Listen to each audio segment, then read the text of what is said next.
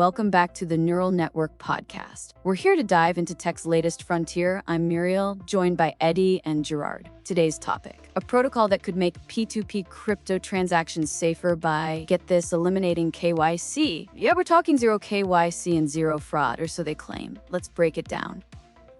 Okay, no KYC. That alone would be a game changer, right? Muriel, what's this protocol about and how exactly does it work?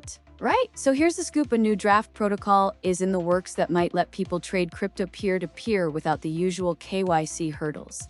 Usually, you need to verify your identity for security, but that creates some obvious privacy headaches. This protocol could cut out KYC and block certain types of fraud, particularly those man-in-the-middle attacks. You know, where someone intercepts a transaction and steals the funds.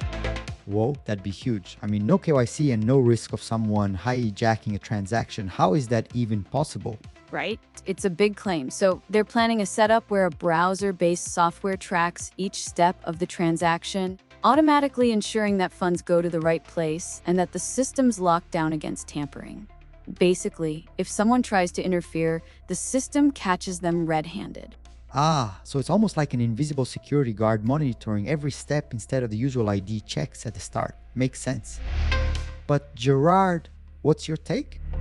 Are we looking at a genuine breakthrough here or just another experimental protocol? Well, Eddie, I've been checking out their RFC, request for comments, and it's actually quite clever. They're calling it the zero KYC Assurance Mechanism. Think of it like a relay race. At each step in the transaction process has a guard monitoring the handoff to keep things safe without ID checks. Smart, but it won't be simple to pull off. Okay, gotcha. So, what kind of obstacles are we talking about here? Plenty. First, there's the obvious challenge of ensuring robust security across every layer. If even one layer is weak, the whole thing could fall apart. And then, integration. This protocol would need to sync up with various banks and their APs, and every bank's got its own rules, so that's no small feat. Exactly. And on top of that, it's got to be user-friendly. This thing has to be simple enough for non-tech users to operate it without a hitch.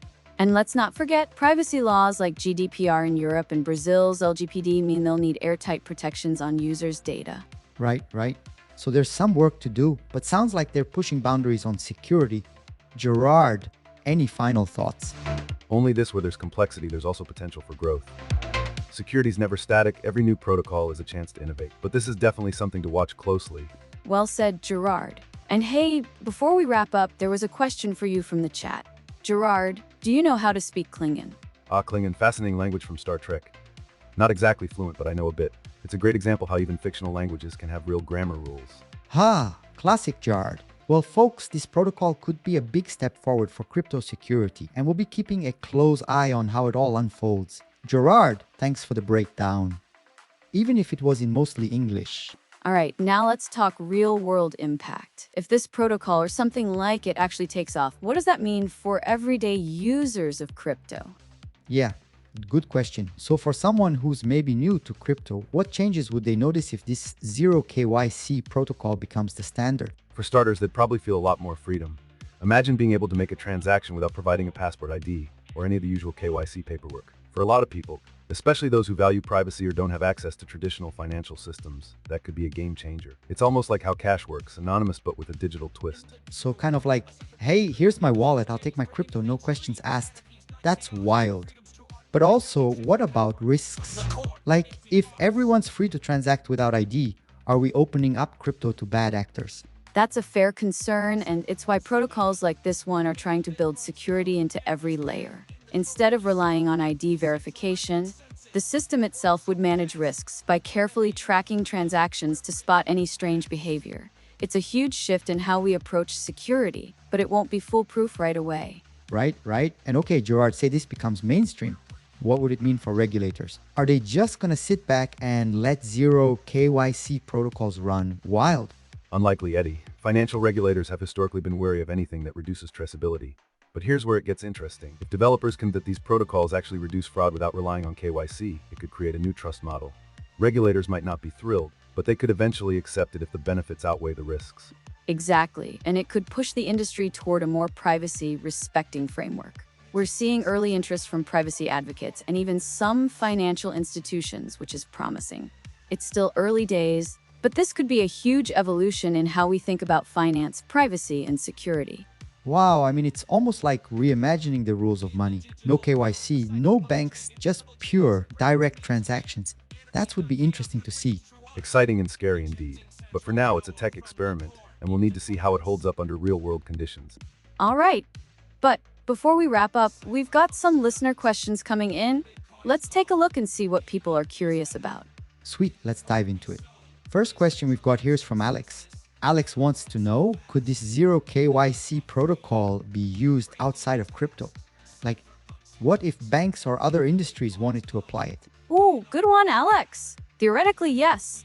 If this system of monitoring and ensuring secure transactions works, there's no reason it couldn't be adapted for other industries. Imagine buying a house or transferring funds internationally without all the usual ID verification steps. Whoa, that would make things a lot faster. But what would banks think about this? Gerard, I imagine they might not love the idea of losing control over the KYC process. You're right, Eddie. Banks and financial institutions have built a lot of compliance around KYC. But here's the thing. If a protocol like this proves to be secure and efficient, banks might adapt it, especially as pressure builds for better privacy protection. It could actually be a competitive edge for banks that are willing to innovate. Exactly. We're seeing a lot of demand from people who want more privacy and fewer barriers in finance. If the protocol works as intended, it might just push the whole financial system to rethink security. All right, next question. Tina asks, are there other zero KYC protocols in development, or is this the first of its kind? Great question, Tina. There are actually a few other protocols experimenting with similar ideas, especially in the decentralized finance or DeFi space. But most of those protocols still require some form of ID verification, even if it's minimal. This one stands out because it's aiming for completely zero KYC. So this could be the first true zero KYC approach then. It's kind of setting the bar for other protocols to try and follow. Absolutely. If it's this, we could see a wave of similar protocols, each competing to be even more secure and private. And as always in tech, innovation leads to more innovation. All right, one last question. This one's from Carl, who says, with all these privacy enhancements, will we still be able to catch criminals if they use this tech? Yeah, that's a big concern. What happens if bad actors get their hands on this?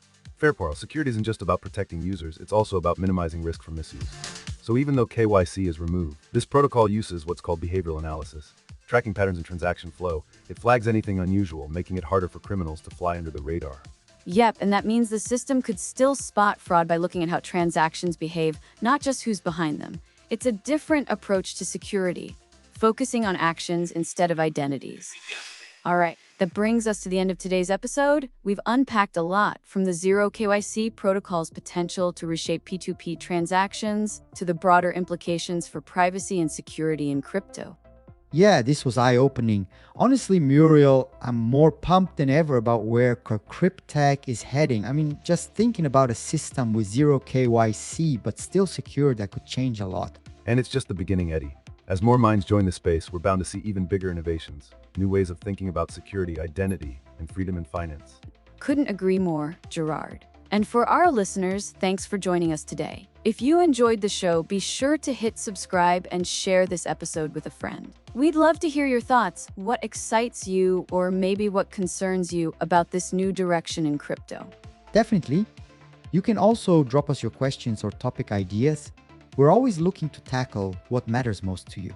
And as always, stay curious, stay secure, and keep pushing for your privacy rights in this digital world. Logging off for now. All right, until next time, this has been the Neural Network Podcast. See you soon, and stay tuned for more tech insights. Bye, everyone. Stay sharp out there.